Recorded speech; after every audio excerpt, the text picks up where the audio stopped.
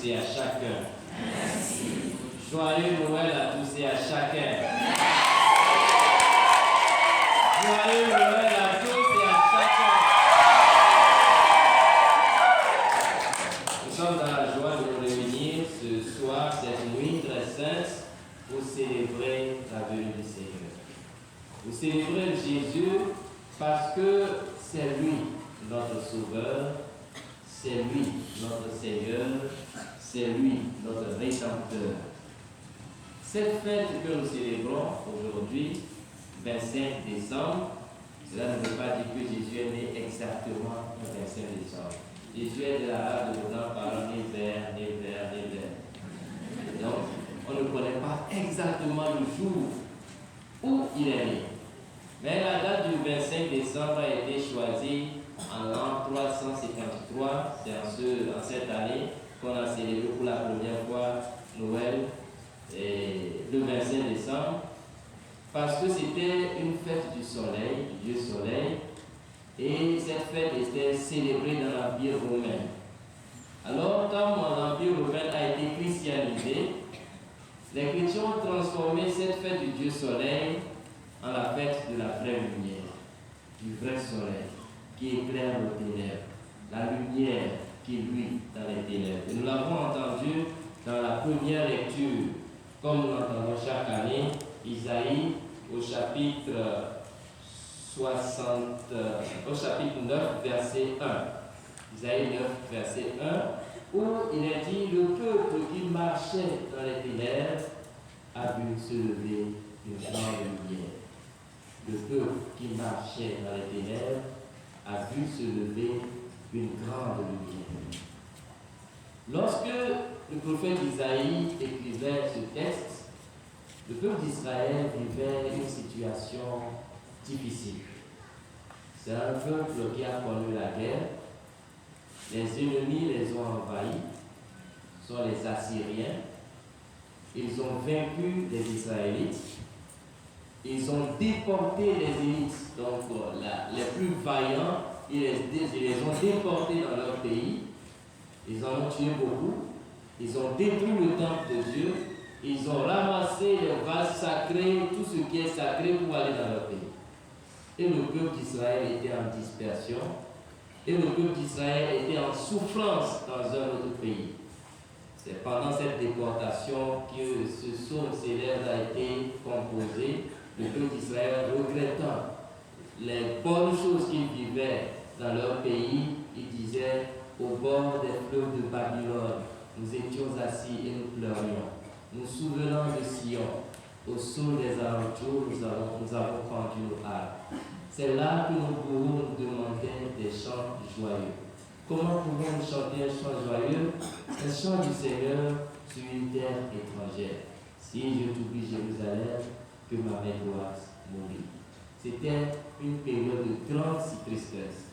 Alors ils ont vécu dans la tristesse pendant longtemps. Et voilà que le prophète Isaïe surgit et il leur donne l'espoir. En leur disant: vous êtes dans les ténèbres, vous êtes dans l'épreuve, vous êtes dans les difficultés. Mais votre ténèbre se changera en lumière. Le peuple qui marchait dans les ténèbres a vu se lever une grande lumière. Isaïe 9, verset 1. Isaïe 9, verset 1. Isaïe 9, verset 1. Alors nous aussi, on peut se voir, on peut se contempler, on peut s'observer dans la même situation que le peuple d'Israël. Nous avons nos montagnes de ténèbres. Une montagne de ténèbres qui nous entoure, les ténèbres de l'insécurité. Aujourd'hui, comme je le disais à l'entame de cette messe, nous avons la joie, la chance de nous rassembler ici, en cette nuit, pour célébrer. Sous d'autres cieux, dans notre pays encore, les gens n'ont pas cette chance. Dans d'autres pays, les gens n'ont pas cette chance. Je me rappelle, entre 2012 et 2015, je vivais sur un territoire envahi par des rebelles, où la messe de la nuit pascale, de la nuit de Noël, se se célébrait entre 14h et 15h. Si on a la chance, entre 14h et 15h. Pour que la nuit, chacun soit sur le pied. Alors une fois, je me suis évertué à vouloir célébrer ça à 18h. Et on a commencé la messe. C'était un jeudi saint. On a commencé la belle messe du jeudi saint. Et à un moment donné, les alertes ont commencé. Les rebelles sont arrivés! Les rebelles sont arrivés! Moi, j'étais prêt en train de célébrer. Tous mes fidèles se sont enfuis. Tous les fidèles se sont enfuis. Je me suis retrouvé là. Ils sont partis. Bon, j'étais en pleine messe, donc j'ai eu peur quand même, mais j'ai continué. J'ai continué, ils sont partis, ils se sont rendus compte que c'était une fausse alerte, et après ils sont revenus. Et on a continué la messe. En réalité, malheureusement, beaucoup vivent cette situation dans notre pays, et nous pensons à eux. Ça fait partie des ténèbres dans lesquelles nous sommes. Cette insécurité, cette paix qui manque encore. Et nous prions pour que le Seigneur nous apporte cette paix. Nous avons le ténèbre de maladie, maladie du corps, maladie de l'âme. Nous avons le ténèbre de péché, tant de péchés envahissent notre cœur. Les mensonges, les vols, les escroqueries, les meurtres, les adultères, les avortements, les fornications, des vidéos malsaines que beaucoup regardent et qui sont devenues des choses normales. On pose la question, c'est normal, c'est notre effort. C'est pas ça notre effort. Alors, tant de ténèbres nous envahissent aujourd'hui. Tant de ténèbres.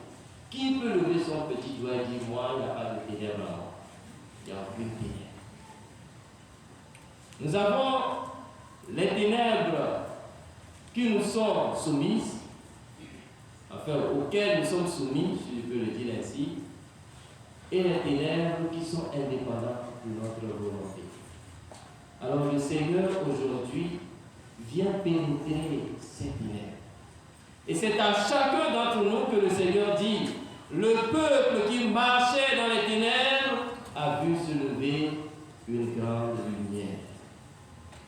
C'est cette lumière qui s'éclaire à nous aujourd'hui, c'est Noël que nous célébrons. Jésus naît au milieu de nous. Et ce qui nous est demandé en cette nuit très sainte, c'est d'accepter, accueillir cette lumière. Accepter, accueillir cet enfant nouveau-né. On se souvient, le terme de notre année pastorale et année médicale, c'est accueillir et prendre soin. C'est accueillir, accueillir, voilà, accueillir et prendre soin. Et le Seigneur nous demande en cette nuit très sainte de l'accueillir. L'accueillir dans le pauvre qui frappe à notre porte. L'accueillir dans le malade, même qui nous insulte.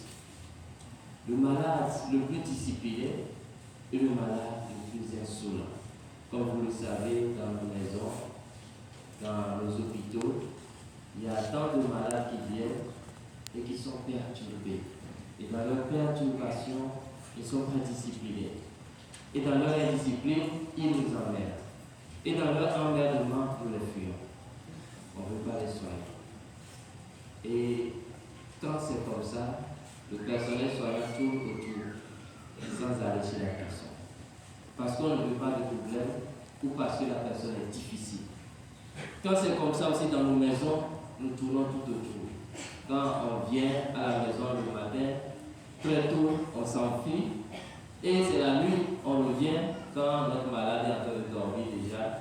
Est-ce qu'il s'est lavé aujourd'hui? Est-ce qu'il ne s'est pas lavé? Est-ce qu'il a mangé? Est-ce qu'il n'a pas mangé? Pour ne pas se laisser embêter, et bien on vient très tard et on le laisse tranquille. On ne veut pas avoir de problème. Tant de personnes sont malades et qui sont perturbées, même le Seigneur se laisse accueillir dans ces maladies. Tout malade que nous accueillons, toute personne que nous accueillons, c'est l'enfant Jésus que nous accueillons. C'est cette lumière que nous désirons tant, que nous accueillons. Et c'est un bienfait dans notre vie qui se réalise au plus profond de notre être si nous accueillons le prochain. Si nous accueillons le prochain. Dans l'évangile que nous venons d'écouter, Marie et Joseph, ils sont partis sur une terre qui était en fait leur milieu, le village de Joseph, mais qui était devenu une terre étrangère pour les deux. Parce que c'est là-bas qu'ils devaient se faire recenser. Ils n'ont plus de domicile là-bas, mais ils sont originaires de là. Et ils sont partis. Marie était dans les douleurs de l'enfantement. On pourrait s'imaginer, toutes les femmes qui ont accouché ici, ça, ce qu'on appelle douleur de l'enfantement. Moi, je parle parce que j'ai vu, mais je n'ai pas senti cette douleur. Alors, toutes les femmes qui ont accouché savent ce qu'on appelle la douleur de l'enfantement. Et Marie, criant aux douleurs de l'enfantement, devait aller de porte en porte. Il n'y a pas de place dans la salle commune. Donc, ils ont cherché même une salle commune où il y a beaucoup de gens pour qu'elle reste dans cette salle commune pour accoucher. Qui peut accepter ça? Elle a voulu même ça, elle n'a pas voulu. Donc, on peut imaginer qu'elle a frappé à beaucoup de portes qui étaient restées fermées. Donc, elle a frappé à la porte de notre cœur pendant longtemps, ça a été fermé. Mais cette nuit précisément, nous décidons d'ouvrir enfin cette porte intérieure. Même si c'est ça, même si ça ressemble à une bergerie. Dans une bergerie, qu'est-ce qu'on voit? On voit les excréments des animaux, on voit les poils des animaux, le reste des repas des animaux, on voit un peu de n'importe quoi, de la santé. Et c'est là, Marie et Joseph, ils ont accepté d'aller pour engendrer Jésus. C'est cette situation qu'ils ont retrouvée. Jésus est rentré dans cette humilité, dans cette pauvreté. Alors nous aussi, puisque nous avons nos ténèbres et que nous recherchons la lumière, puisque nous avons notre ténèbre où nous recherchons une lumière qui pourrait être un confort pour nous, cette nuit très sainte, Jésus nous rappelle à l'essentiel. L'essentiel, c'est cette humilité. Vous connaissez bien ce chant. Admirable lumière, étonnante beauté du être venu, qui s'humilie pour nous au point de se cacher dans une petite hostile main. Regardez.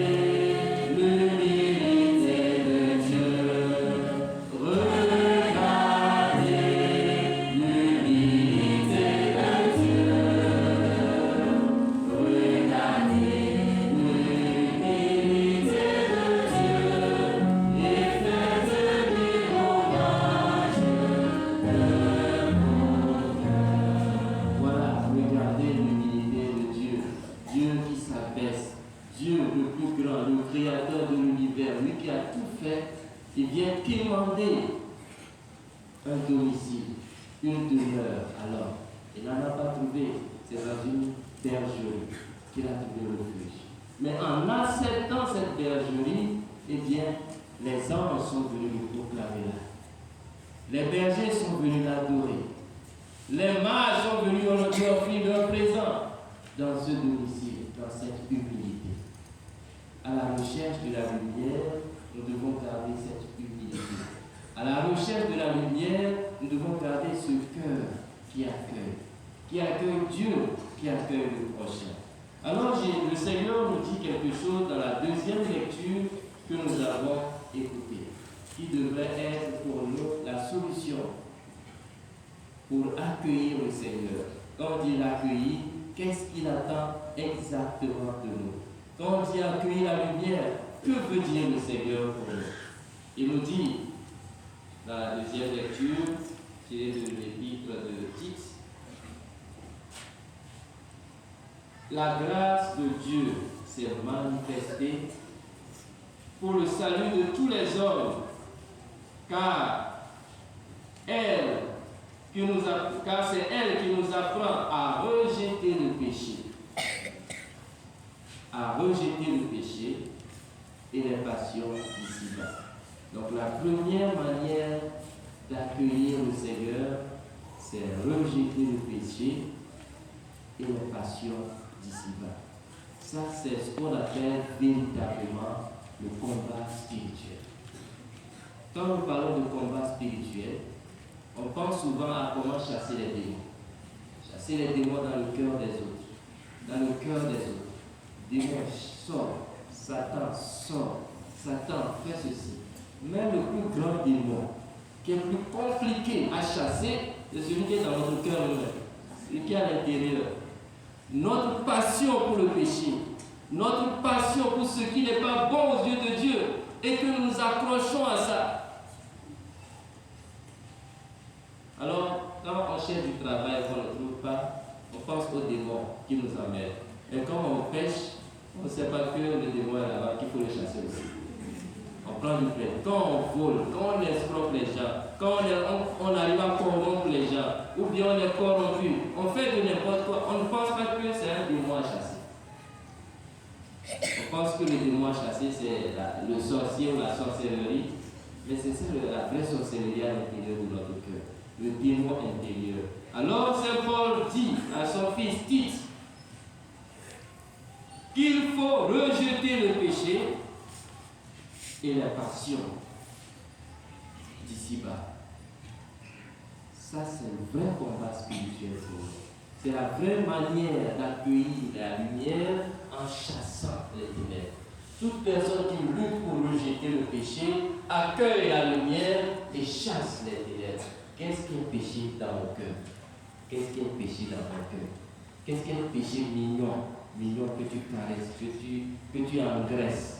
Et à quel péché tu donnes et la queue du bœuf à manger pour grossir encore, pour évoluer. Qu'est-ce qu'il faut faire pour enlever ce péché? Voilà comment accueillir la vraie lumière. Saint Paul nous appelle également à vivre dans le monde présent en homme raisonnable. Un homme raisonnable. C'est ça aussi, accueillir la lumière. Parce qu'aujourd'hui, nous prenons ce qui n'est pas raisonnable pour raisonnable. C'est un manque de discernement. Ce qui n'est pas bon, c'est ça, nous proclamons que c'est bon. Et nous disons que c'est normal. Nous changeons les valeurs. Et nous proclamons les contre-valeurs comme si c'était des valeurs. En tout cas, Saint Paul nous dit, nous devons vivre dans le monde présent un homme raisonnable, un homme juste, un homme religieux. Voilà les trois expressions qu'il a utilisées. Être raisonnable, être juste, être religieux. C'est un défi pour nous, un défi pour chacun d'entre nous, de travailler à l'acquisition de la lumière, pour que la lumière demeure en nous, pour que le Christ demeure en nous, lui qui vient nous visiter, lui qui vient dans nos cœurs, lui que nous voulons accueillir en cette retraite sainte. Il est, comme j'aime le dire, le prince de la paix, le prince de l'amour et le prince de la joie. Le prince de la paix, le prince de l'amour, le prince de la joie. Alors si je l'ai accueilli vraiment en cette nuit, ça veut dire qu'en sortant de cette église aujourd'hui, je dois être artisan de paix, d'amour et de joie. Personne ne peut plus avancer, s'approcher de moi sans ressentir l'effet de cette paix, de cette joie et de cet amour. Et ça, si on l'a gagné ici. Demandons au Seigneur de nous enrichir de sa présence, de sa grâce, afin que nous puissions chasser les ténèbres de notre cœur, accueillir la lumière en vivant un homme raisonnable, un homme juste, un homme religieux, en appuyant Jésus et être pour notre prochain paix, joie et amour. Loué soit Jésus-Christ. Amen.